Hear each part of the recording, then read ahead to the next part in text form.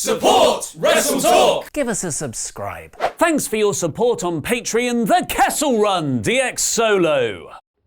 Hello and welcome to the WrestleTalk Super Review News. I'm Ollie Davis. That's right, you asked for it, so we're trying it. We've got Laurie and Luke with NXT and AEW reviews in about 4 minutes right after my news. So give us a big thumbs up button, a subscribe, and click the timestamps below to go straight to any of the big stories. Remember that whole Kofi Mania thing? It organically blew up just before WrestleMania, where Kofi Kingston was added last minute into a gauntlet match on SmackDown, got mega over, ended up winning the WWE Championship from Daniel Bryan in one of the best WrestleMania moments in years, and held the belt for 6 months. Pepperidge Farm remembers. As does Kofi himself, who's revealed in an interview with The Sun what actually went down backstage over him losing the title. Kingston explained he didn't actually know what was going to happen until he got to the building on October 4th for SmackDown's debut episode on Fox, where the main event would see him drop the belt to Brock Lesnar in 7 seconds, immediately becoming an afterthought in an angle setting up Lesnar versus Cain Velasquez. I would have loved to have a longer match because I felt like the story that Brock and I could have told could have been a lot more compelling than it was. At the same time, you realize it is a business, and what the boss wants at one point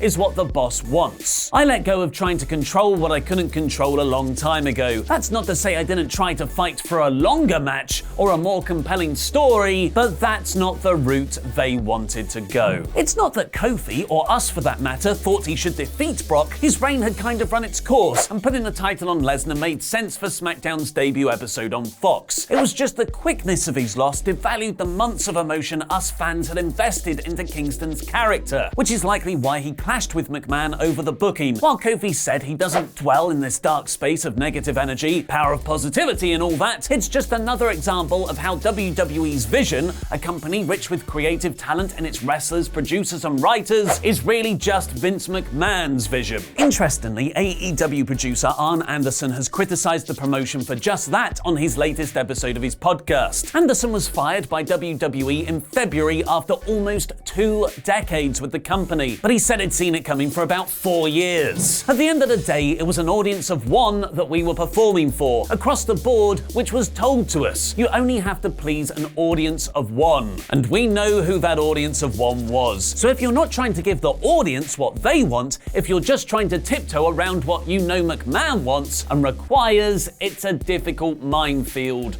Really is. Which, according to WrestlingNews.co, is exactly why we've had the Bobby Lashley, Lana and Rusev love triangle getting so much TV time over the last 2 months. McMahon reportedly loves everything about this story, and he's praising both Lana and Rusev backstage for the reactions they're getting. Unsurprisingly then, the feud is set to continue after Lashley versus Rusev at next Sunday's TLC pay-per-view, where the plan is for Rusev to look good at the end of this storyline. While he hasn't yet re-signed with the company, the backstage feeling is that he's likely to agree a new deal. What do you think about how Vince McMahon is affecting the WWE product? Let me know in the comments, because I'll be replying to people from out of nowhere for the first 30 minutes after this video goes live. Now hot tag to Laurie for NXT in about 4 minutes.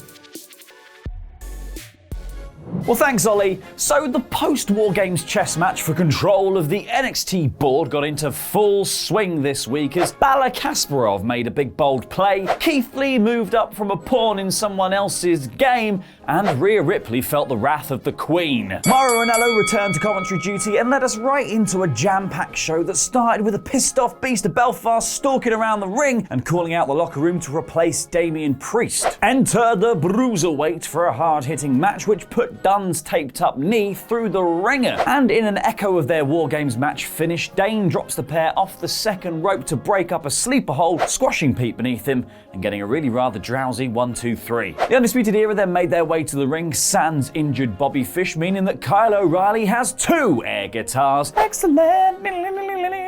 Cole says that NXT owes them for being the Iron Men, but repaid them by injuring Fish, pouncing him into the crowd like a ragdoll. He is not a ragdoll, and obviously Balor's betrayal, and they want answers. Unfortunately, Finn isn't in right now, and Keith Lee comes out instead. He's called Mr. Moment Maker by Kyle O'Reilly like he's some sort of weird 90s aerobic exercise instructor, but he says he's considering which of the championships he should take off of them first. The UE attack trying to beat Lee down, but he fights them off until Ciampa jumps grabs Cole and runs the UE out of the arena, ending this fun little segment with Ciampa holding Goldie in the ring, backed up by Keith Lee. A Kushida promo package then showed him deep in training for his return from injury, holding his baby's hands, 50 repetitions, taking him down the slide, 1 minute rest and then we go again. Burpees after her din-dins. Then Xia Li was out for revenge on Shayna Baszler for attack last week and makes a good go of it, but ultimately falls foul of the Kirifuda clutch after missing a spinning kick. Then the Forgotten Son squash devolves Leon Ruff and Adrian Alanis back into the primordial ooze from which they evolved. And then to add insult to injury, Jackson Riker chokeslams one of your lads over the top rope and onto the apron. Ouchie. The traditional WWE welcome for indie wrestlers. Dakota Kai was then set to take on Rhea Ripley and made a hell of an entrance to footage from her own snuff film titled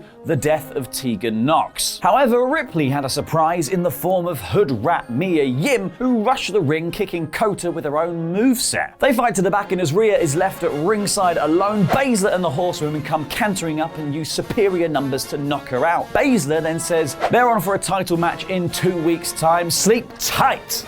Then let the bedbugs bite. Wrestling genius Cassius Ohno returns from Blighty, only to be blighted by Broberg Matt Riddle in a fun little match. Then Raul Mendoza gets Huckleberry finished by Cameron Grimes on the ramp so that Grimes can take on the returning Kushida, who manages to roll him up mid-German suplex to steal a win. Kushida is back, baby. Then it was main event time where Undisputed Era took on Ciampa and Keith Lee, who were joined by best frenemy Dominik Dijakovic. This was yet another brilliant multi-man main event for NXT, with Ciampa running wild off a hot tag, Lee firing up against all three opponents, and Dijak was really just a patsy there to make the other lads look good. Things come to a head as chess grandmaster Finn Balor swings his bishop across the board, sending everyone flying off the turnbuckle and bumping the ref. He then hits Ciampa with a 1916, lines up for a John Woo, but oh, you forgot about Keith, who nails him with a spirit bomb, fights off Cole's cheeky surprise attack, and nails him with a jackhammer for the 1-2-3. Lee has now pinned the NXT champion, which summons Big Willie Reeks to the ramp to say that Cole will defend his title on the 18th of December, and next week there will be a match to decide the #1 contender between Balor, Ciampa, and Lee. Exciting stuff. So, click the eye above my head right now to vote for what you thought of this week's NXT, which I thought did a great job advancing the stories around the two main titles, continued some old feuds, and even potentially set up some new ones, because Kushida and Grimes, that kind of feels like a thing, right? I mean, the only thing missing, and this was bound to happen with Undisputed Era holding all of the gold, was any notion of what is happening in the North American and tag title picture, especially now that Bobby Fish is injured. But even with all of that said, this was still a really solid episode with some great matches, well deserving of an undisputedly good, aka 4 out of 5. Now it's over to Luke for a review of some t-shirt companies' show.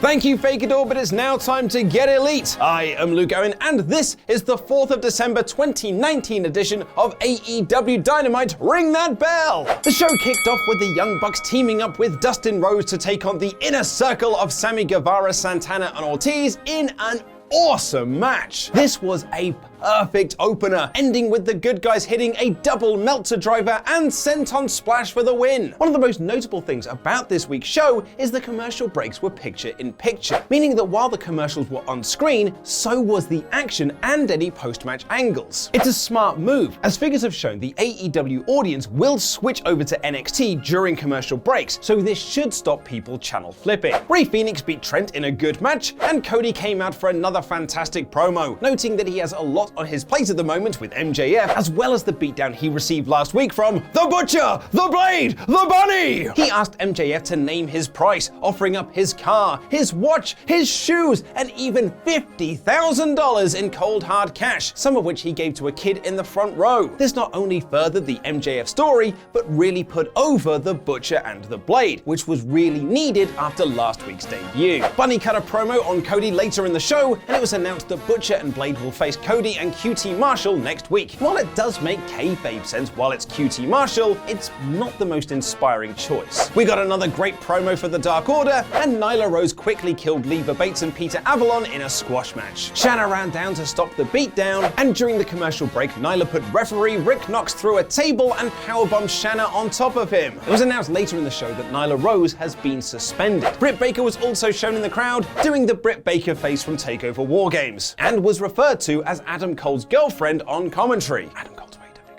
of a Chris Jericho cut a promo saying he contractually had one more match for AEW in 2019 and pulled out a list of people that it won't be. This was a great combination of his classic 1004 holds promo and his old list of Jericho gimmick. It was awesome. But get out of here 2016, this ain't no list, it's the lexicon of Jericho. Jericho rattled off a list of funny names, constantly noting that he won't face Jon Moxley, and Jurassic Express came out to note that none of them were on the lexicon. But Jericho said he wouldn't fight a dinosaur or a child, and this led Jungle Boy to step up, and a match between the two was announced for the final live episode of Dynamite of 2019 on December 18th. I honestly cannot wait for that match. Chris Statlander beat Hikaru Shida in a surprise win, but it was undermined somewhat when Brandy Rhodes came out with Awesome Kong to ask Statlander to join their Nightmare Collective. Isn't that the Dark Order's gimmick? A woman from the crowd instead pledged, and Kong cut off her hair to little reaction. This did not work. But hey, at least AEW finally have some storylines going on in their women's division, so